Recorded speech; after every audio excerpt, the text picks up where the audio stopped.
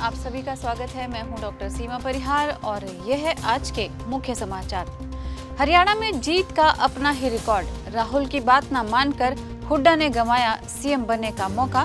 दिमाग की बत्ती जलाने वाला है केजरीवाल फैक्टर। जम्मू कश्मीर में एनसी कांग्रेस गठबंधन की सरकार 9 सीटों पर जीती। बीजेपी 6 पर एनसी कांग्रेस प्रत्याशी। क्या हरियाणा की तरह जम्मू कश्मीर में भी पलटेगी बाजी? बाइकॉट मालदीव ट्रेंड से परेशान मोहम्मद मुइजू। दिल्ली में भारत के लोगों से कर दी बड़ी मांग। कच्चे तेल की बढ़ती कीमतों पर नजर रख रहा भारत। पेट्रोलियम मंत्री ने जताया ये भरोसा। टीबी के मरीजों के लिए सहायता राशि हुई दोगुनी।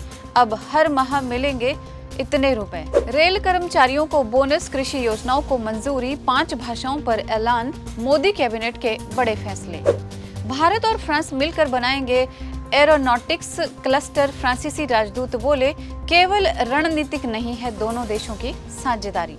टीम इंडिया की शान सूर्य कुमार। दिल्ली पहुंचने पर लगे कप्तान के नाम के नारे। हुआ जोरदार स्वागत। और मौसम में अरब सागर में उठ रहा भंवर दक्षिण भारत में लाएगा आफत। दिल्ली यूपी बिहार का मौसम। और अब समाचार विस्तार से। उत्तर भारत के 2 प्रदेशों हरियाणा और जम्मू कश्मीर में विधानसभा चुनाव संपन्न होने के बाद आज बारी है परिणामों की। हरियाणा में तो रूटीन के अनुसार 5 साल बाद विधानसभा चुनाव हुए हैं, लेकिन जम्मू कश्मीर में 10 साल बाद विधानसभा चुनाव हुए हैं। 5 अगस्त 2019 को केंद्र की नरेंद्र मोदी सरकार ने जम्मू कश्मीर से संबंधित अनुच्छेद 370 को निष्प्रभावी कर दिया था। इसके साथ ही जम्मू कश्मीर को लद्दाख से अलग करते हुए दोनों को केंद्र शासित प्रदेश घोषित कर दिया गया था। जम्मू कश्मीर अभी भी केंद्र शासित प्रदेश ही है और इस दर्जे पर पहली बार विधानसभा चुनाव हुए हैं। हरियाणा विधानसभा चुनाव में पूरा खेल पलट गया है। रुझानों में बीजेपी को पूर्ण बहुमत है, वहीं उम्मीदों के अनुसार कांग्रेस के पक्ष में नतीजे नहीं दिख रहे हैं। ऐसे में अब कांग्रेस के रिजल्ट पर चर्चा शुरू हो गई है। साथ ही ये चर्चा शुरू हो गई है कि क्या राहुल गांधी की बात नहीं मानने पर भूपेंद्र सिंह हुड्डा ने कोई गलती की है या सीएम बनने का मौका गंवा दिया है। कथित तौर पर कहा जाता है कि हुड्डा की वजह से ही अरविंद केजरीवाल के साथ गठबंधन नहीं हुआ है। केजरीवाल के साथ गठबंधन होता तो शायद नतीजे पलट सकते थे। हरियाणा इलेक्शन रिजल्ट 2024 की अगर हम बात करें तो कांग्रेस से अब तक जिन उम्मीदवारों को जीत मिली है उनमें से रामकरण शाहबाद से जीते हैं। अशोक अरोड़ा को थानेसर से जीत मिली है। मनदीप चट्टा को पेहवा क्षेत्र से जीत मिली है, जबकि विनेश फोगाट जुलाना से विजयी रही है। आफ्ताब अहमद नूह से जीते हैं। मोहम्मद इलियास पुन्हाना सीट से विजयी घोषित किए गए हैं। मुम्मन खान को फिरोजपुर जिरका से विजय मिली है, जबकि जयवीर सिंह को खरखौदा से जीत हासिल हुई है।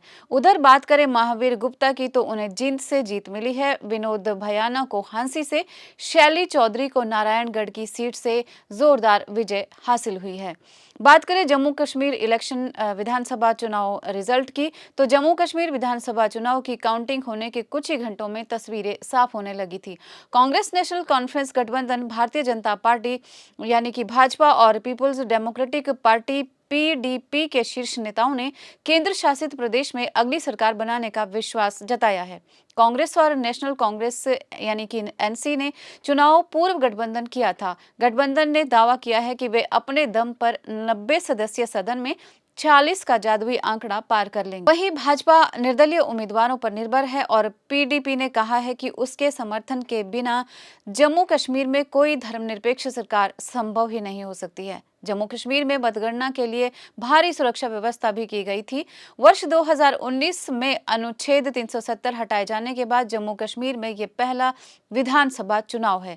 जम्मू कश्मीर में 3 चरणों में 18 सितंबर, 25 सितंबर और 1 अक्टूबर को मतदान हुआ था। जम्मू कश्मीर में फैसला एनसी कांग्रेस गठबंधन की तरफ आने लगा है। गुरेज विधानसभा सीट में नेशनल कॉन्फ्रेंस प्रत्याशी नजीर अहमद चुनाव जीत गए हैं। वहीं बसोली सीट से बीजेपी प्रत्याशी दर्शन कुमार को जीत हासिल हुई है। उधमपुर पूर्वी से भी बीजेपी प्रत्याशी को जीत मिली है। अवामी इत्तेहाद पार्टी के प्रमुख शेख अब्दुल रशीद उर्फ इंजीनियर रशीद ने कहा है कि जम्मू कश्मीर विधानसभा चुनाव परिणाम को लेकर तस्वीर कुछ घंटों में साफ हो जाएगी। मेरा विजन कश्मीर के लिए है। मैं चाहता हूं कि कश्मीर मेरे सपनों का कश्मीर बने, जहां शांति हो, अमन हो, सब लोग मिलकर रहें और जहां लोगों की सुनी जाए। हमने अपना अभियान चलाया, इन्हें 5.5 साल मिले, हमें कैंपेन के लिए 10-12 दिन मिले। जम्मू कश्मीर के लोगों का फैसला जो भी हो मुझे मंजूर होगा, लोगों के फैसले का सम्मान करूंगा। मालदीव के राष्ट्रपति मोहम्मद मुइज़्ज़ू ने सोमवार को कहा कि भारत मालदीव के लिए सबसे बड़े पर्यटन स्रोत बाजारों में से एक है। उन्होंने उम्मीद जताई है कि अधिक संख्या में भारतीय पर्यटक मालदीव की यात्रा करेंगे। प्रधानमंत्री नरेंद्र मोदी के साथ व्यापक बातचीत के बाद प्रेस वार्ता में मुइज़्ज़ू ने कहा कि भारत और मालदीव के संबंध सदियों पुराने हैं, जो हमारे इतिहास में स्पष्ट हैं। पेट्रोलियम मंत्री हरदीप पुरी ने एक्सान मोबिल ग्लोबल आउटलुक 2024 में कहा है कि हम स्थिति पर नजर रखे हुए हैं। यदि पश्चिम एशिया में तनाव बढ़ता है तो ऊर्जा की उपलब्धता प्रभावित हो सकती है। हालांकि मुझे विश्वास है कि हम पहले की तरह ही किसी भी स्थिति से निपटने में सक्षम होंगे। ईरानी मिसाइल हमले के बाद ये अनुमान लगाया जा रहा है कि इजराइल ईरान में तेल या परमाणु प्रतिष्ठानों को निशाना बना सकता है। जवाब में तेहरान या तो इजराइल पर सीधा हमला करेगा या हॉर्मुज जलडमरू मध्य को बंद करके तेल आपूर्ति को बाधित कर सकता है। इससे तेल की कीमतें बढ़ सकती है। केंद्र सरकार ने टीबी रोगियों के लिए निक्षय पोषण योजना के तहत मासिक पोषण सहायता मौजूदा 500 रुपए से बढ़ाकर 1,000 रुपए तक कर दी है। उपचार की अवधि के दौरान सभी टीबी रोगियों को ये सहायता राशि दी जाएगी। स्वास्थ्य मंत्री जेपी नड्डा ने सोमवार को कहा कि टीबी रोगियों की खातिर पोषण सहायता योजना के लिए 1,040 करोड़ रुपए का अतिरिक्त आवंटन स्वीकृत किया गया है। प्रधानमंत्री नरेंद्र मोदी के नेतृत्व में भारत टीबी मुक्त देश बनने के दृढ़ संकल्पित और प्रतिबद्ध है।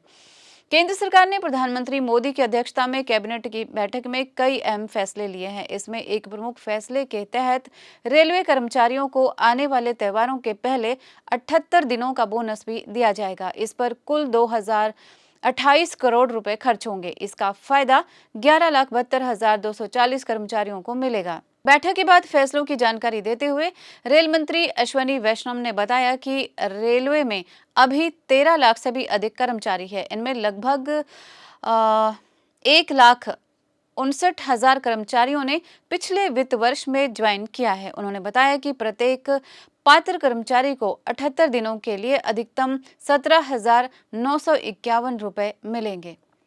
भारत में फ्रांस के राजदूत थियरी मैथो ने सोमवार को कहा कि दोनों देश एरोस्पेस क्षेत्र में अपने सहयोग को बढ़ाने पर काम कर रहे हैं। दोनों देशों ने एक एरोनॉटिक्स क्लस्टर स्थापित करने के साथ साथ एरोनॉटिक्स और अंतरिक्ष क्षेत्र में प्रशिक्षण के लिए इंडो फ्रेंच परिसर विकसित करने का फैसला लिया है। दोनों देश लंबे समय से रणनीतिक साझेदार रहे हैं, खासकर रक्षा और एरोस्पेस के क्षेत्र में।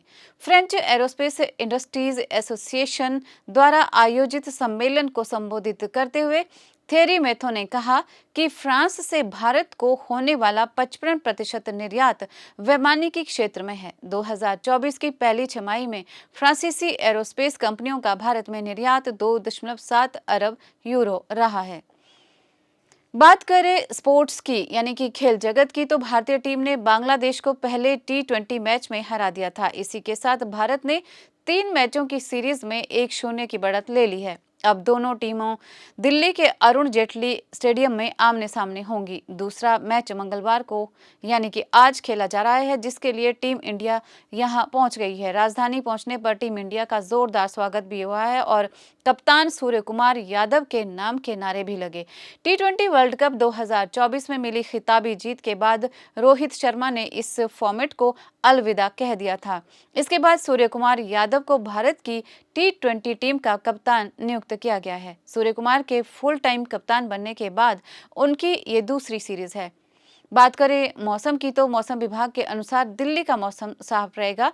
अगले कुछ दिनों तक दिल्ली में गर्मी जारी रह सकती है। अधिकतम तापमान 36 डिग्री तक रह सकता है। भारत के कई राज्यों में मानसून की विदाई होने के बाद भी बारिश का क्रम लगभग जारी है। झारखंड, बिहार, ओडिशा, पश्चिम बंगाल समेत कई और राज्यों में दुर्गा पूजा के दौरान बारिश हो सकती है। मौसम विभाग ने कहा है कि अभी इन राज्यों में बारिश का दौर जारी रहेगा। मौसम विभाग ने 8 और 9 अक्टूबर को बारिश बारिश की संभावना भी जताई थी। आईएमडी ने कहा है कि बारिश दुर्गा पूजा में खलल डाल सकती है। 8 और 9 अक्टूबर को भी मौसम विभाग ने बिहार, झारखंड, राजस्थान और पंजाब, हिमाचल, हरियाणा समेत कई क्षेत्रों में बारिश का अनुमान जताया है। आज बस इतना ही। देश और दुनिया से जुड़ी इसी तरह की तमाम जानकारियों को पाने के लिए जुड़े रहिए ऑन पॉइंट भारत के साथ। धन्यवाद।